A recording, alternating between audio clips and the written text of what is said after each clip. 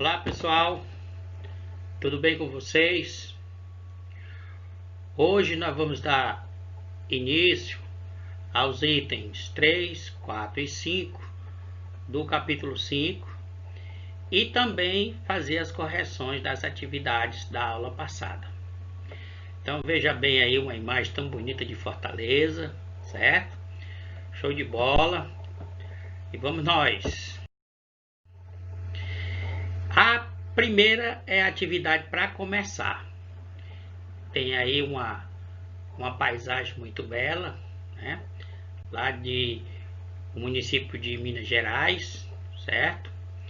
E ele diz o seguinte: observem a imagem e responda. Que elemento você identifica na paisagem fotografada?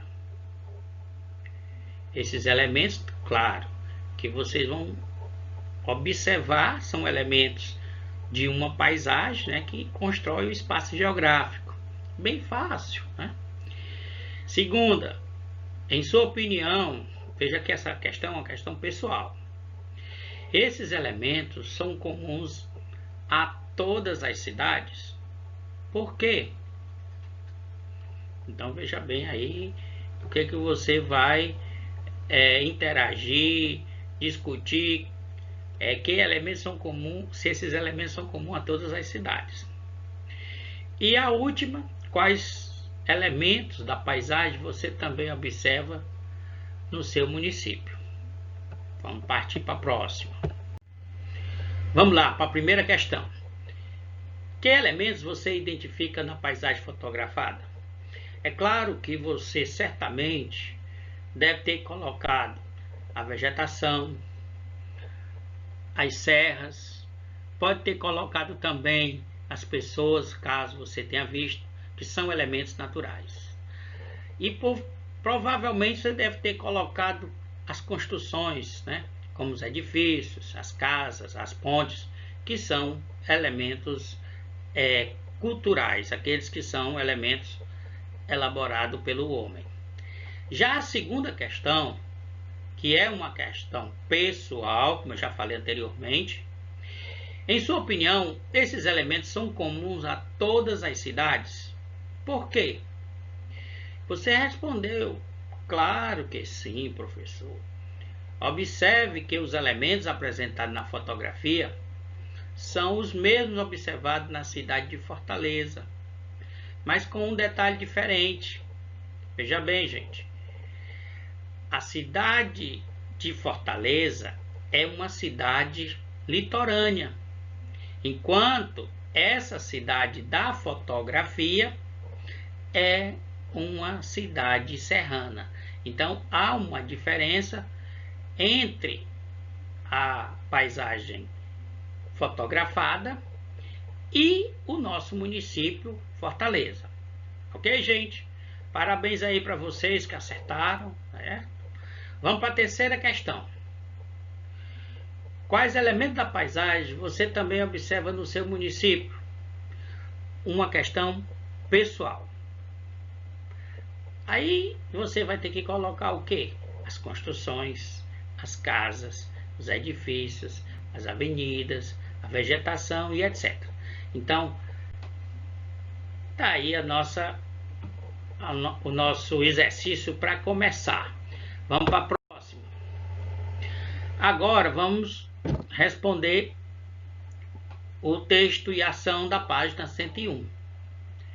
Que aí é uma questão que ele diz: diferencie urbanização de crescimento urbano. E aí você colocou no seu cadernozinho, bem direitinho aí, que crescimento urbano é o crescimento das cidades, no seu número e principalmente na sua expansão e ou modernização. O crescimento urbano, a cidade cresce, há uma grande movimentação, tanto de pessoas como da modernização, construção de edifícios e etc. E já a urbanização é um crescimento do meio urbano maior que o rural, ou seja, ela só existe quando há intensas migrações rural-urbanas. quando a sociedade vai deixando o ser rural e agrária para se tornar urbana e industrial. Veja bem o seguinte, aí acontece o êxodo rural, o deslocamento das pessoas do meio rural para o centro urbano. E essa condição, esse deslocamento, ele é causado por vários motivos, né? Muitas vezes pela mecanização da agricultura, certo? A questão natural, uma grande seca, certo? E aí eles vão para os centros, grandes centros urbanos, procura de melhores condições de vida, certamente. Ok, gente? A segunda questão. Na sua opinião, por que muitas pessoas deixam o espaço rural e passam a viver nas cidades? Ora, uma questão pessoal, eu já fiz até um comentáriozinho lá na primeira questão. Justamente por esses motivos. A mecanização do campo, a expansão de oferta de emprego nas cidades, né? Muitas vezes as cidades oferecem emprego em indústrias, em lojas, e o povo sai do campo e vai direcionado para o centro urbano. E aí, nos setores secundários, que são as indústrias, e no terciário, que é o comércio e serviços. Isso é o que normalmente acontece com o processo de urbanização. A terceira questão, ele diz o seguinte: qual é a explicação para a diminuição relativa ou, conforme o país, também absoluta, da população rural e para o grande aumento da população urbana? Veja bem aí que é uma questão que ele vai querer que você dê uma explicação para a diminuição da população rural e para o grande aumento da população urbana. Então, gente, o êxodo rural, que é a migração rural urbana, ou também com a industrialização e a modernização da sociedade, que leva à urbanização pela menor necessidade de mão de obra no campo, com a sua mecanização e o advento de novos empregos nos setores secundários e terciários, normalmente localizados nas cidades. Veja bem, essa diminuição da mão de obra do campo, eu já tinha dito, né? Às vezes pela modernização, né? Na mecanização do meio rural, certo? Às vezes a questão climática, né? Também. E aí a cidade, ela começa a crescer. E aí ela vai se evoluindo de uma certa forma que vai necessitar da mão de obra. Ela vai necessitar, não é só da mão de obra não, ela vai necessitar tanto da mão de obra como também do mercado consumidor. E aí a tecnologia vai avançando. Muitas vezes o número de empregos no setor secundário, que é o da indústria, vai necessitar dessa mão de obra, certo? E o terciário, claro que o terciário vai aumentar, porque vão crescer estabelecimentos comerciais, certo? Bancos e etc. Vamos para frente.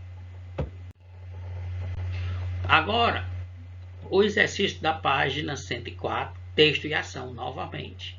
Então, essa questão, uma questão um pouquinho longa, mas dá para a gente resolver tranquilo. Quando predominavam na economia as atividades primárias de exportação, do século XVI até o início do século XX, mesmo ocorrendo o crescimento do número e na expansão das cidades, a população urbana representava entre 6% e 8% do total. Por que a população urbana permaneceu mais ou menos estável nesse período? Veja bem o que foi que você respondeu, certo? Porque é o seguinte, gente, a maioria da mão de obra se dedicava às atividades primárias, né, do meio rural. Com isso, a população urbana permaneceu proporcionalmente estável, né, entre 6% e 8% do total. Ou seja, não havia intensas migrações do campo para a cidade que é o processo fundamental da urbanização. Nesse período aí, com certeza, o campo produzia e atendia às necessidades da cidade. Então, haveria mais emprego no meio rural do que certamente no meio urbano, né? Só com o processo da urbanização foi que a cidade começou a se evoluir. A segunda questão, ele diz o seguinte: de acordo com o gráfico, ocorreu uma diminuição da população rural em relação à urbana no período entre 1991 e 2010.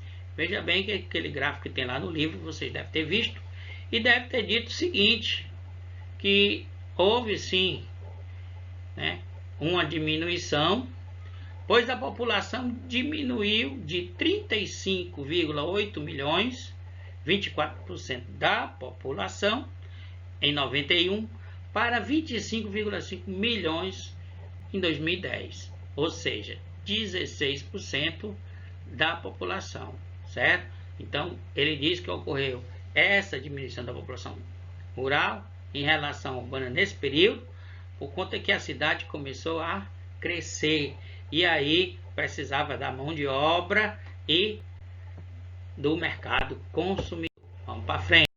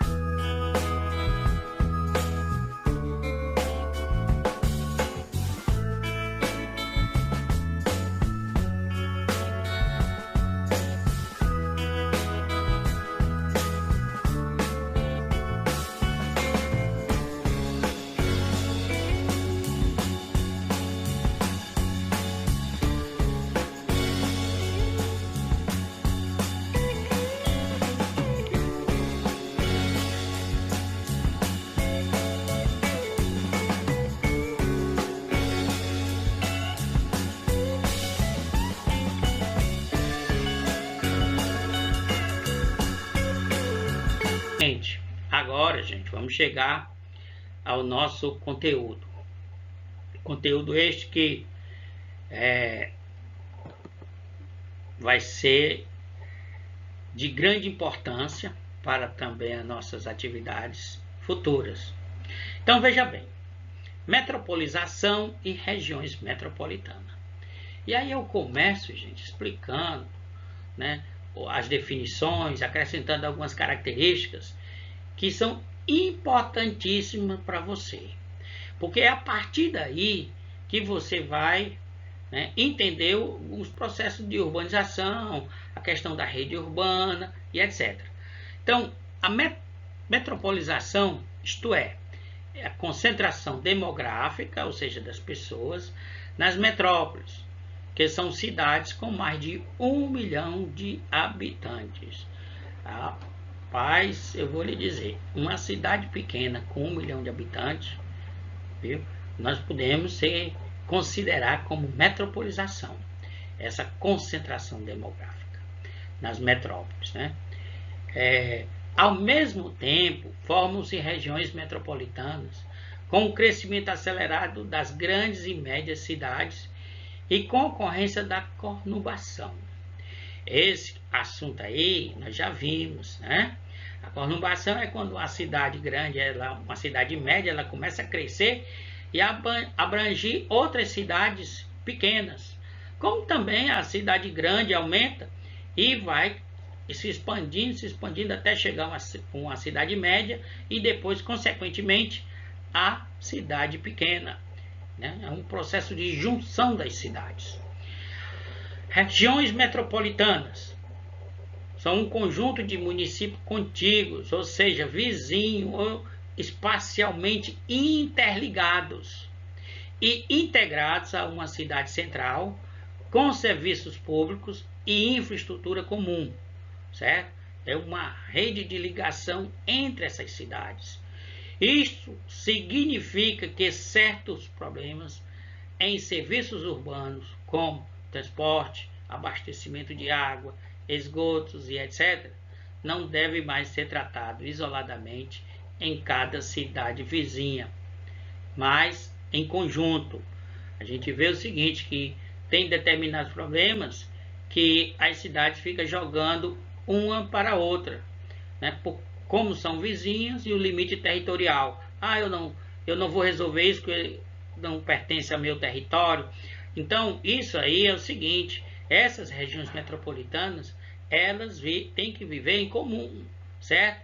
Ou seja, resolver seus problemas em comum acordo. Vamos para frente. Exemplo de regiões metropolitanas. Aí nós temos a Grande São Paulo, que abrange São Paulo, Guarulhos, Santo André, Osasco e mais 35 municípios.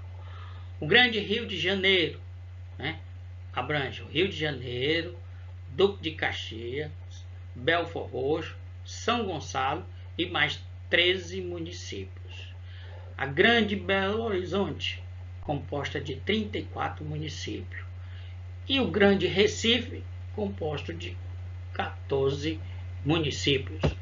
Então vamos para frente. Existe aí, gente, um novo termo que está aparecendo nos livros, chamado de RID, ou RID, né, como o pessoal diz, né? São as regiões integradas de desenvolvimento econômico. Veja bem, regiões integradas de desenvolvimento econômico. Elas situam em mais de uma unidade federativa. Aí nós temos aí Petrolina e Juazeiro, né? Veja bem aí essa fotografia, né? Que é Petrolina e Juazeiro. É constituída pelos municípios de Lagoa Grande, Orocó, Petrolina e Santa Maria da Boa Viagem. Isso tudo no estado de Pernambuco. E aí, pelos municípios de Casa Nova, Curaça, Juazeiro e Sobradinho, no estado da Bahia. Então você vê que são regiões integradas, certo? Isso aí em termos econômicos. Vamos para frente. De acordo com a Constituição Federal de 1988, os estados têm autonomia para estabelecer as suas áreas metropolitanas. Inicialmente foram definidas 9 regiões metropolitanas: São Paulo, Rio de Janeiro, Salvador, Belo Horizonte, Recife, olha aí a nossa Fortaleza, Porto Alegre, Belém, Curitiba. Atualmente há várias outras regiões e, além disso, foram criadas diversas redes, ou seja, RAIDs, né? Então nós temos aí, né, a vista aérea do município de Caucaia, aqui no nosso Ceará, né? Essa foto tirada em 2020, que faz parte da região metropolitana de Fortaleza, certo? Como também o Maracanaú. Vamos para frente. Prosseguindo ainda com o assunto de regiões metropolitanas, nós podemos analisar o seguinte: houve um relativo deslocamento populacional para as regiões centro-oeste e norte do país e um grande crescimento das cidades médias. Por isso, muitas destas acabaram por formar as suas regiões metropolitanas. Consequentemente, a gente vê o seguinte, que o povo do Nordeste descia para o sudeste.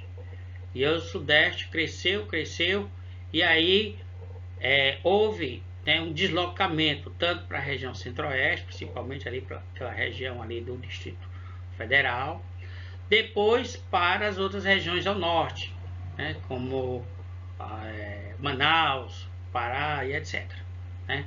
Isso significa que a concentração populacional nas regiões metropolitanas, chamada de metropolização, continua a ocorrer no Brasil. Não é isso? E certamente vai continuar por muito tempo, porque as cidades estão crescendo. Veja bem que Fortaleza já cresceu bastante, abrangeu o município de Calcaia, de Maracanaú, já estamos naquela região ali, região de Pacajus e etc. Metropolização é o processo em que uma cidade em um determinado estado, região ou país está em via de se tornar uma metrópole, ou seja, prestes a abrigar mais de 1 milhão de habitantes e influenciar diretamente um grupo pré-estabelecido de cidades ou municípios e indiretamente influenciar o seu país ou até mesmo o mundo. E aí a gente vê o caso de São Paulo e Rio de Janeiro, né, que tanto influenciam, né, aos arredores, como os outros estados, as outras regiões, e vai até países da América Latina e da África, certo? Agora, cada região metropolitana deve planejar integradamente o seu desenvolvimento urbano. Esse planejamento é elaborado por um conselho deliberativo, ou seja, um conselho de decisão, nomeado pelo governo de cada estado, auxiliado por um conselho consultativo, que é de consulta, formado por um representante de cada município da região. Veja bem que aquele impasse que a gente viu lá no começo, né, e já tem como um planejamento organizado. Dessa forma, tratam-se no âmbito metropolitano certos serviços e problemas que afetam o conjunto da área metropolitana e que ficavam a cargo apenas das prefeituras de cada município. Então, eu coloquei aí a metropolização, coloquei o exemplo aí do Crajubá, que é a região do Cariri, né, que engloba Crato, Juazeiro do Norte e Barbalha aqui no Ceará. E aí a gente vai ver mais na frente, certo?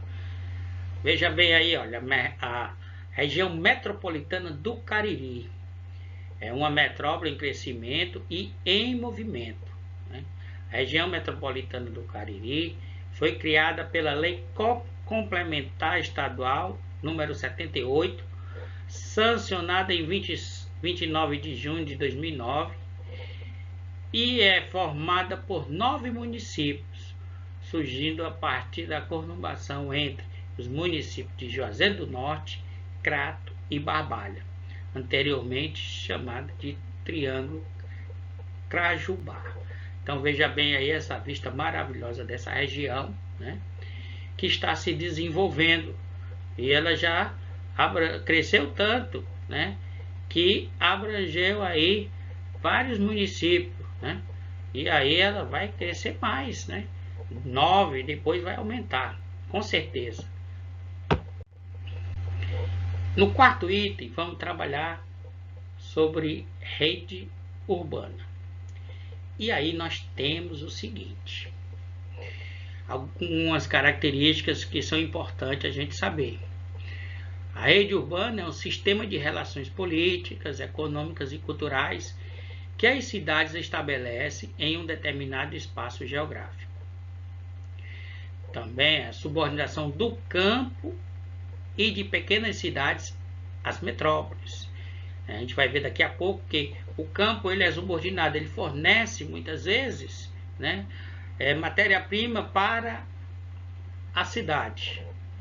Para milhares de cidades pequenas, há poucas metrópoles, né? Tem muita cidade que está crescendo independentemente e não tem um apoio, uma cidade metrópole, aquela que muitas vezes dá suporte a elas. Quanto maior o desenvolvimento do capitalismo, mais densa e integrada é a rede urbana. Quanto mais se cresce o desenvolvimento do comércio, das indústrias, aí tudo vai melhorando a metrópole. Então, também a rede urbana ela trata-se do conjunto, uma malha ou rede de cidades interligadas por sistema de transportes e de comunicações, através dos quais existem fluxos, ou seja, movimentos de bens e serviços, capitais, informações e pessoas. Essa rede estrutura-se por meio de uma hierarquia em que as cidades menores costumam ser relativamente dependentes das cidades maiores e economicamente mais desenvolvidas. E aí nós temos um esquema, veja bem esse esquema aí, né, que é um esquema clássico de hierarquia. A metrópole nacional, depois a metrópole regional, aí vem o centro regional, a cidade local e a vila. Hoje, né, atualmente, esse esquema ele muda, porque a metrópole nacional ela vai abranger metrópole regional, o centro regional, a cidade, né, e a vila. Ou seja, a metrópole nacional ela tem muita influência e com certeza ela vai trabalhar em conjunto, mas com a metrópole regional, o centro regional e a cidade local.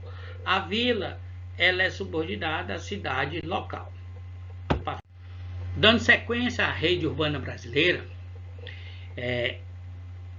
essa característica ela chama muita atenção quando se fala de urbanização brasileira. E a urbanização brasileira só ocorreu de fato no momento em que a indústria se tornou o setor mais importante da economia nacional. Assim, esse processo representa um dos aspectos da passagem da economia agrário-exportadora para uma economia urbana industrial, o que ocorreu no século XX e se intensificou a partir de 1950. Isso quando começaram o processo de industrialização no Brasil, onde o Brasil ainda se considerava um país agrário, certo? E logo após os meados do século XX, se tornou um país industrial, ou seja, ainda rural e industrial. Hoje o Brasil é um país considerado industrial. Continuamos ainda com a rede urbana brasileira e vamos dizer o seguinte, que o predomínio do campo sobre a cidade, que existia desde a época colonial, foi diminuindo cada vez mais. As principais atividades econômicas e a maior parte da força do trabalho do país passaram a se localizar não mais no meio rural, e sim nas cidades. Isso tudo por conta do êxodo rural.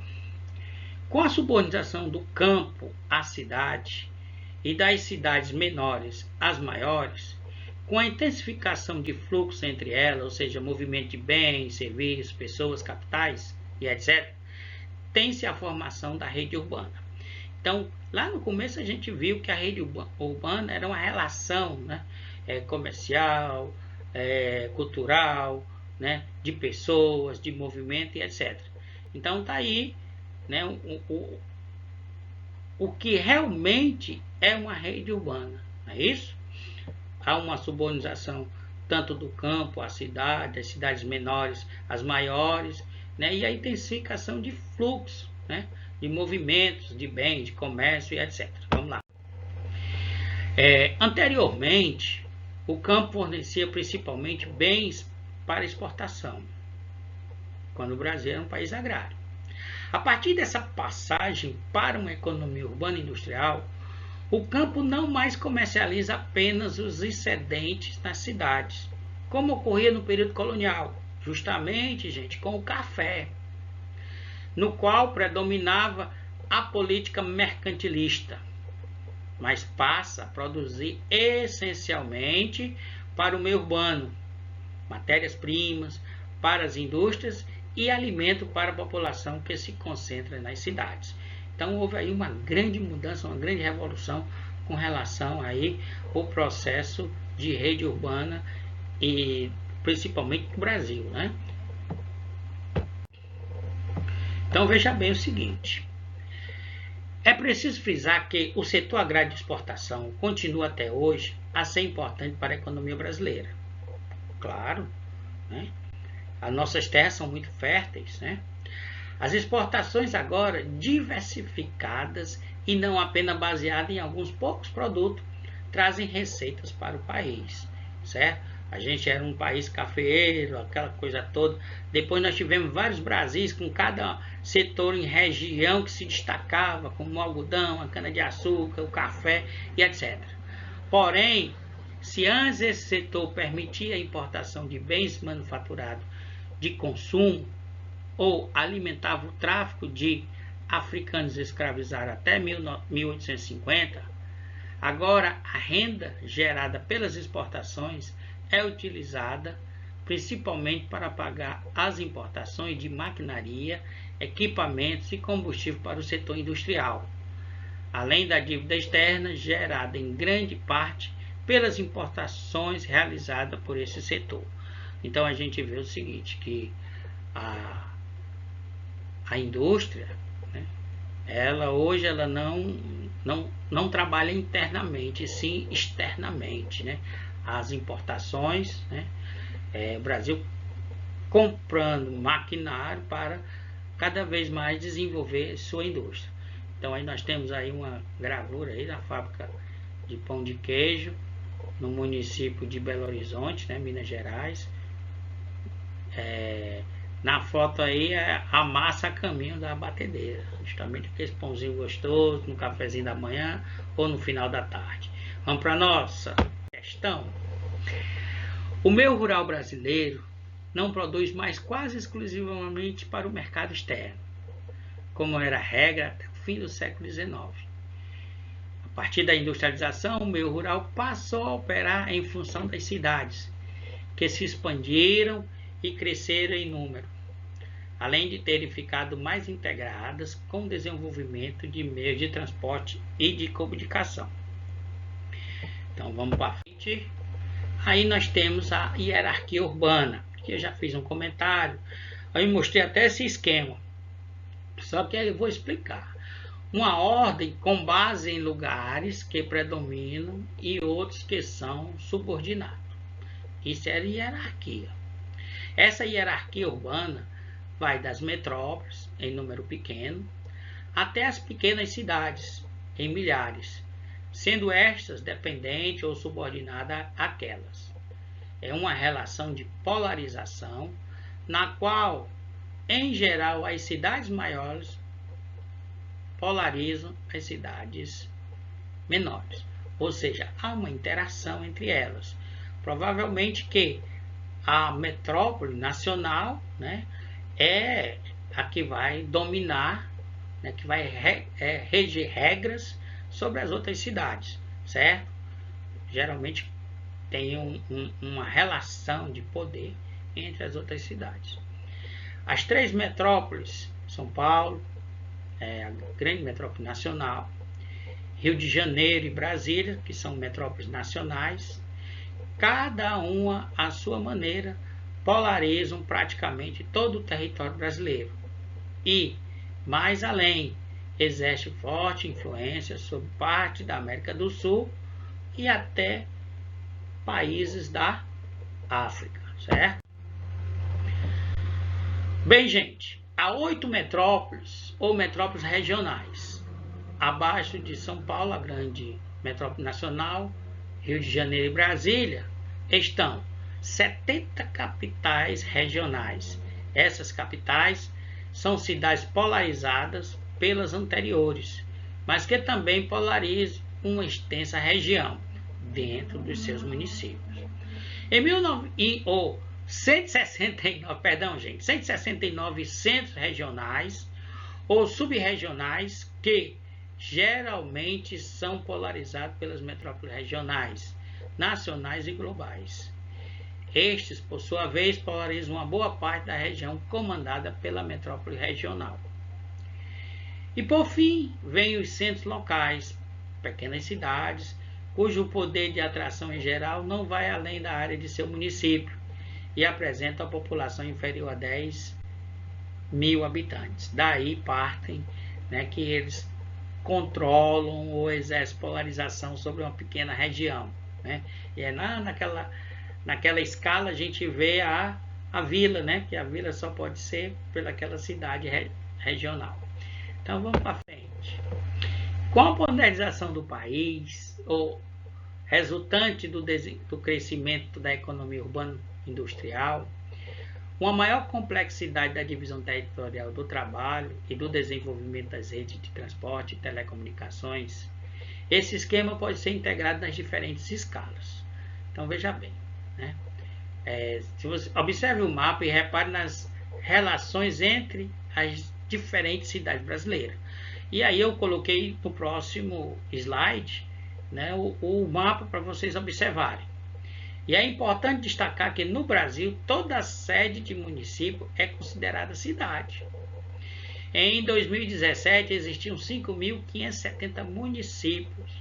Suas sedes podiam ser classificadas como cidades pequenas, médias ou grandes, embora existam grandes diferenças dentro de cada uma dessas categorias. E aí a gente vai observar um mapa da hierarquia de influência de 2007, feito pelo IBGE. Então nós temos aí alguns pontos que mostram, né, a polarização dos grandes centros das metrópoles, né? Veja que Fortaleza ela segue aí influenciando aí questão Sobral até o São Luís, basicamente até São Luís, né? Considera-se cidade pequena ou local aquela até 50 mil habitantes.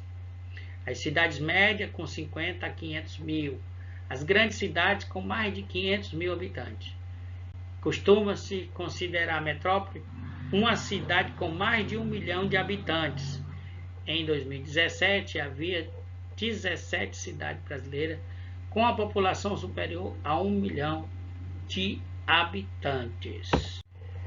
E aí nós vamos para o quinto e último item, com os problemas urbanos. E aí vocês já estão vendo aí as gravuras, né? A violência,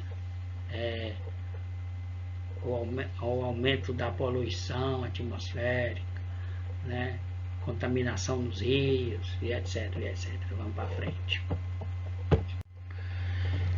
O processo de urbanização no Brasil, assim como nos países subdesenvolvidos, ou seja, os países pobres, e em parte dos emergentes, aqueles que estão crescendo, que estão se tornando desenvolvidos, vem acarretando uma série de problemas urbanos que necessitam ser solucionados. Então, grande parte desses problemas é ocasionado por fatores como industrialização tardia e a rápida urbanização. Ou seja, a industrialização depende de outros países, é atrasada, e o crescimento das cidades é acelerado. O tipo de desenvolvimento econômico no qual a distribuição social da renda é extremamente concentrada, gerando muitas posições de pobreza, principalmente nas periferias das grandes cidades, certo descaso do poder público, federal, estadual e municipal, que muitas vezes não investe adequadamente em programas de moradia popular, de transporte coletivo, segurança, tratamento e distribuição de água, rede de esgoto, iluminação, asfaltamento nas vias públicas, entre outros. Na verdade, gente, isso aí é o caos, né? A gente vê que o nosso Brasil, como um país emergente, todas essas características aqui existem, né? Ainda tem cidades que não têm a rede de canais de esgoto, né? E ainda também não chegou a água tratada, nem a energia elétrica para todo mundo. Os asfaltos nas vias públicas também quase não funcionam. E a segurança nem se fala. Vamos para frente. Com relação à moradia populacional, a carência de moradia populares é um grave problema no Brasil atual. As comunidades vêm aumentando em número e população nos grandes e médios centros urbanos, de modo significativo desde a década de 1950. Algumas vezes, desocupa-se uma comunidade para a construção de uma obra no terreno e parte de sua população é transferida para os conjuntos habitacionais construídos com recursos públicos. Agora, o que acontece? Muitas famílias transferidas para os conjuntos habitacionais acabam retornando às moradias precárias, chamadas pelo IBGE de submoradias, pois o desemprego e o subemprego inviabilizam o pagamento das prestações do apartamento no conjunto habitacional. E muitas vezes usam da sabedoria também, pessoal. O pessoal vende o apartamento e voltam para aquele lugar, para a submoradia, para tentar conseguir outro imóvel. É uma questão de corrupção. Vamos para frente. E aí nós temos, a periferia, nas grandes cidades, os conjuntos habitacionais. Outro tipo de habitação popular encontrada nos grandes centros urbanos do país é que se multiplicou nas últimas décadas são as casas geridas a partir da autoconstrução. A casa própria, construída pela família e pelos amigos, em um lote de terra comprado na periferia da cidade. E aí essa construção aí é uma construção que leva a coletividade, a comunidade a construir. E aí o tempo deles que eles têm, eles vão construindo, fazendo aquele churrasquinho para construir, etc, certo? Outro problema grande, transporte coletivo e infraestrutura urbana. A carência e a precariedade do transporte coletivo, ônibus, trem ou metrô, são outros dois grandes problemas nas metrópoles brasileiras, aliada à insuficiência da infraestrutura urbana, questão da água tratada e encanada, pavimentação das ruas, iluminação e eletricidade, além de esgoto e de telefonia, que é o caos. Pesquisas divulgadas em 2016 constatou que cerca da metade da população brasileira, 50,2%, não tem coleta de esgoto em suas residências e 35 milhões de brasileiros não têm acesso à água tratada e encanada. Veja bem aí como é difícil, Continuando ainda, a insuficiência dos recursos aplicados na infraestrutura decorre não apenas da rápida expansão das cidades, especialmente das grandes e médias, mas também da existência de terrenos baldios ou espaços ociosos, aqueles que vão virar produto da especulação imobiliária. Veja bem, é comum as empresas imobiliárias, ao realizar um loteamento na periferia, onde ainda não existe grandes ofertas de serviço e infraestrutura, deixarem um espaço de terra sem uso. Após a fixação da população na área loteada, podem ocorrer as reivindicações para que o local seja provido de infraestrutura. Assim, esses espaços ociosos acabam vendidos ou loteados com um lucro bem maior. E aí tem um desenhozinho até engraçado aí para vocês, que eles dizem o seguinte: e se nos tirarem aqui da vila e para construir o estádio da Copa, nós vamos para onde? Aí o outro responde: vamos para escanteio, porque não vão ter lugar para ir, Então, aí há aquele processo todo de locar as comunidades que são retiradas de locais para dar lugar a muitas vezes um grande investimento. A isso chamamos de especulação imobiliária. Ela beneficia um grupo reduzido de pessoas e prejudica a maioria da população, pois agrava a carência de infraestrutura. Além disso, obriga quem não tem condições financeiras de pagar por uma moradia em locais com menos infraestrutura a ir viver cada vez mais distante do centro da cidade. Então veja aí a especulação imobiliária, ainda existe uma casinha, ainda resiste diante de tantos edifícios, não é isso? A questão aí, aqui em Fortaleza tem muito disso, aquela área que foi construído o Castelão, aquela área que foi construído o metrô, não é isso? Muita gente saiu de suas casas, de muito tempo de vida, para ceder lugar praticamente ao crescimento, né? E muitas vezes desordenado. Vamos para a violência urbana, que é um critério muito triste na realidade, mas um outro problema comum nas cidades do Brasil é a violência. Roubos e furtos, sequestros, agressões, violência no trânsito, entre outros casos. São exemplos de violência que ocorre nos centros abandonados e também nas periferias das cidades, né? Em Fortaleza, ultimamente, gente, está terrível, né? Até os policiais estão perdendo a vida, né? A presença do poder público é precária ou quase ausente. O policiamento e a iluminação de ruas e avenidas, por exemplo, são insuficientes em diversos locais. E eu vou lhe dizer que essa insuficiência de iluminação atrai, né, os ladrões, né, para efetuar seus trabalhos, né. Existem muitos fatores responsáveis pela multiplicação dos crimes e da violência em nossa sociedade. Temos como a lentidão do sistema judiciário, que dificulta a aplicação da lei em diversos casos, resultando indiretamente no aumento dos crimes, visto que há uma sensação de não punição aos culpados ou de que essa punição será aplicada somente aos mais humildes. Ou seja, enquanto a lei não for lei, não vai funcionar nada, ok? Vamos para frente. Além disso, a desigualdade social e a ausência de políticas públicas voltadas para a geração de emprego e a distribuição de renda também colaboram com os elevados índices de violência, que grande parte do desempregado está concentrado nas metrópoles do país. O Brasil está entre os 10 países do mundo com maior taxa de homicídio, chegando em 2016 a 3,3 homicídios para cada grupo de 100 mil pessoas, o que representa um número de 62.517 casos. E aí nós temos aí o mapa que mostra o número de homicídios para o estado.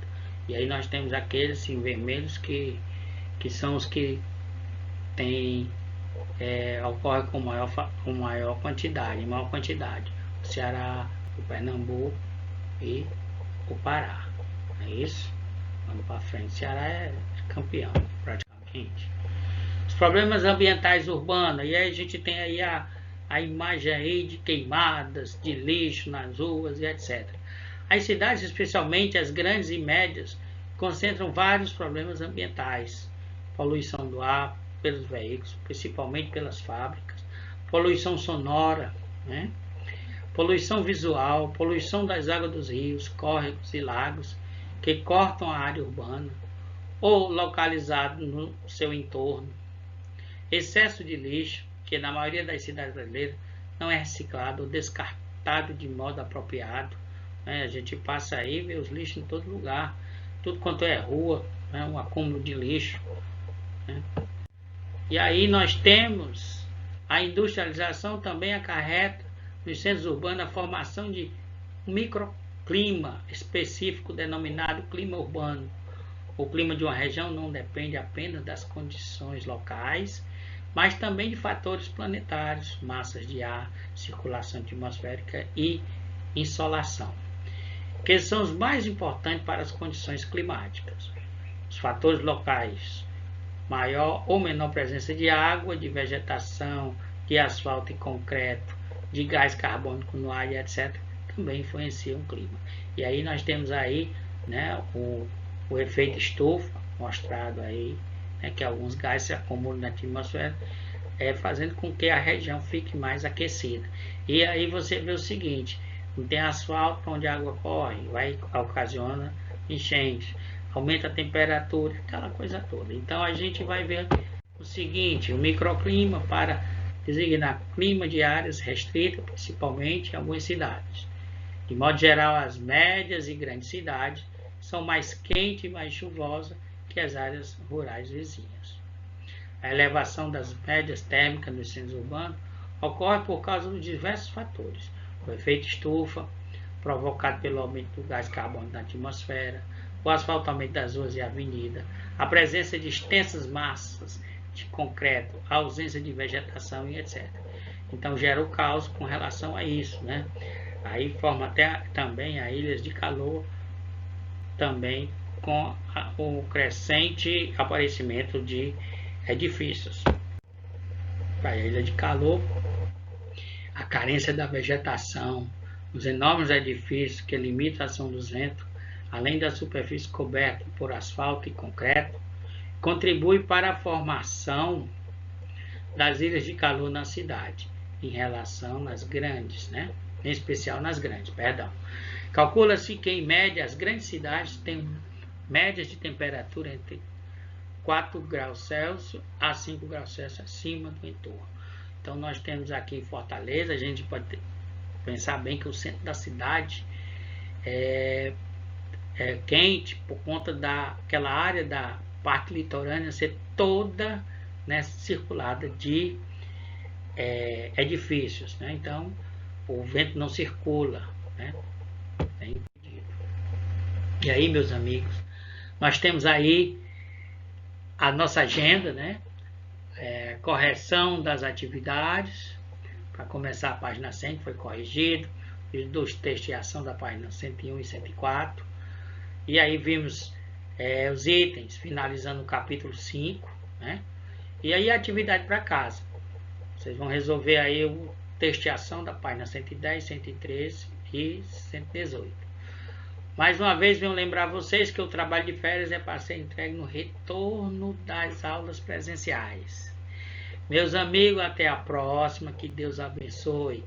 E vamos nós para frente, se cuidem, certo? Um abraço a todos, tchau.